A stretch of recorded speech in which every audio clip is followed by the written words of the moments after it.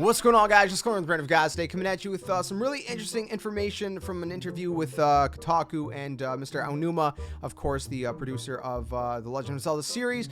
And they were actually talking about two different things. They're talking about Link's Awakening, they're talking about Breath of the Wild, which I'm going to be splitting in two different videos. So this video, we're going to be actually talking about the Breath of the Wild information, and then a different video, we're going to be talking about the Link's Awakening section, because there's so much information for both that it would just end up being a super long video. So I kind of want to split it up into both sections. So if you guys just want to know the Breath of the Wild information, then you're here. If you want the Link's Awakening information, then go check out the other video. If you want both, then you watch both videos. Anyways, that said, one of the first things Kotaku asked Mr. Aonuma regarding Breath of the Wild is the lack of button remapping Breath of the Wild, which Aonuma said, when we have a button arrangement, we very much put thought into how we do it, because there's a specific way we want players to feel. In some ways, if we freely let players do customizations on key assignments and such, I feel like we're letting go of our responsibility as a developer by just kind of handing everything over to the users.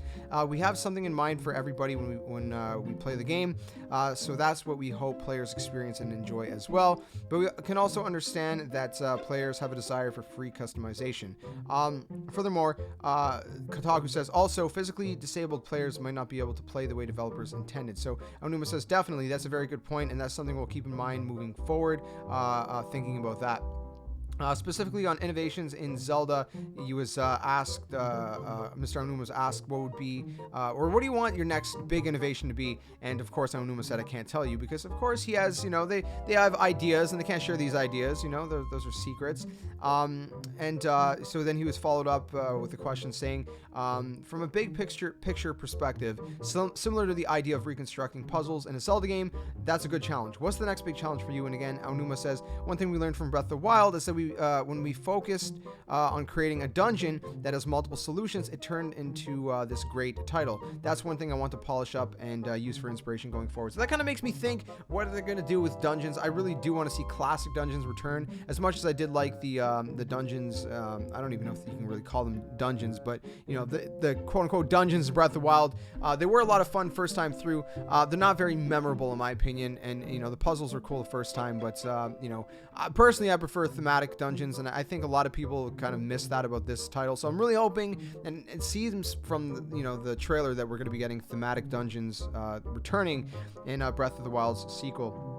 That said, Kotaku said, I thought Breath of the Wild was a masterpiece, a lot of people did, but is there anything you wish you could have done better? Aonuma says, I can't really speak to that specifically because I might use those ideas for the next Zelda or whatever series I might be working on in the future. And then he also spoke about, working conditions, because there's been a lot of talk about working conditions in the past, with developers and stuff. So Aonuma said, when creating a game development is all about the people. So if one of them or any of them are not well, then that definitely affects the game and the overall quality, and that's just not good. We always try to think flexibility about delivery dates, and in the past I've apologized for delays. That's because staff comes first, and I always want to think about it when creating a game. And you know what, that's very, very respectable, and it's the same thing that's happening with Animal Crossing, and you got to respect it. They're people, they're not animals at the end of the day. They're people, and yes, they're providing a service that we pay for, but they're still human beings that need to take care of themselves and their bodies and their health, and I think that's very, very important. I think that's with anything you do in life. You got to make sure that you balance things, because it's important. It's important to take care of your health.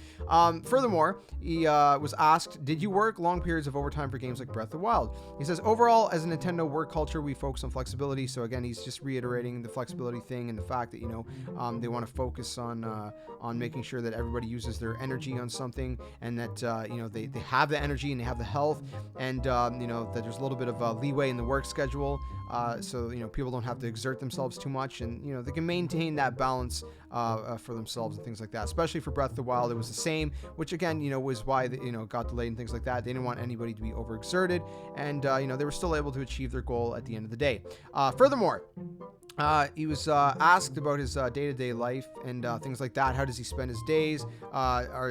Is he playing a lot of builds and things like that? And he said, every day is a little bit different. Just to explain, on an average day, in the morning, he'll check his mail, take care of that. In the afternoon, it depends on what's needed. Sometimes one of the teammates will ask for advice, or I'll play through something to make sure it's fun. And then I'll go home. And before I go home, I'll check my email. Lately, I've been able to go home pretty early, so it's good. So again, it's good to hear that, they have the balance of the work schedule. Now, what you guys have been waiting for, again, apologies apologize for dragging this video. I'm trying to give you guys much information from this this article. Again, articles in the description below if you guys want to read the whole thing. But he says, on the Breath of the Wild sequel, what made you and the team decide to make a sequel as opposed to a brand new Zelda game? Which Aonuma responded, when we released the DLC for Breath of the Wild, we realized that this is a great way to add more elements to the same world, but it comes down to technical things. DLC is pretty much data. You're adding data to a pre-existing title, and so when we wanted to add bigger changes, DLC is not enough, and that's why we thought maybe a sequel would be a good fit. Kotaku asked, was this sequel originally planned as DLC? Aonuma says, initially we were thinking of just DLC ideas, but then we had a lot of ideas and we said, this is too many ideas. Let's just make one new game and start from scratch. And that's what he had to say regarding Breath of the Wild sequel, and why they kind of decided to make a sequel rather than just DLC. Again, if you guys want to read the whole interview will be linked down in the description below. And again, I'm going to have 2 videos up on the channel, one talking about Link's Awakening's remake, as well as this one here, which is Breath of the Wild 2, and some of the other kind of non-specific to Breath of the Wild 2 stuff, which is still kind of like the work conditions kind of linked, because again, that's why Breath of the Wild's original one was delayed, and it kind of give you guys a little bit of an idea maybe of how they're gonna time frame Breath of the Wild sequel. I still think 2021 is a good release date because they already have the foundation that they're building upon from Breath of the Wild. So I think 2021 is most likely when we're going to see the sequel to Breath of the Wild. I don't think it's gonna take that long. If they were working like super hard, we'd see it in 2020. But given the fact they're trying to maintain balance, I think 2021 is most likely when we're going to see it. But anyways, let me know what you guys think about that in the comments below. Again, link to the Kotaku interview in the description below. Go check it out. And if you guys enjoyed this video, smash like button, subscribe, comment, share, and all that awesome stuff. And like always, until next time, my friends, game on.